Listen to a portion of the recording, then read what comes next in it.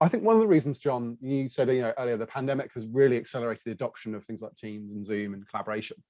And I think one of the things that really was a blocker is what we're about to run into, which is this mixed scenario. And by that, I mean, when you have a meeting and you have some people dialing in and some people in the room, the experience is wildly different, right? If you're in the room or dialed in. And that was obviously really, really bad when people were just dialed in on audio.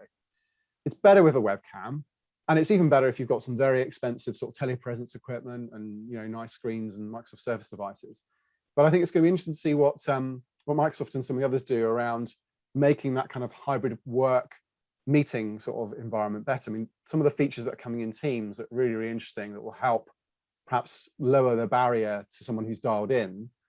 And of course, it will be situations where if you're in the office, I mean, I had a call actually with French colleagues the other day. There was 2 people in a conference room. There was no one else in there. And one of them was dialed in on their laptop with the camera facing them, and the other one had the conference room. So it was fascinating to sort of see a vision of the future almost of a couple of people in the office and everyone else was on Zoom. And it kind of works when it's like that because everyone is, I suppose the common denominator is everyone's on the collaboration tool. I think as soon as it tips to more people in person in a physical place, all of a sudden you don't want the clunkiness of the technology slowing down the human interaction. I can see someone's reacting to something because I can see their body language. I can see all those non-verbal cues.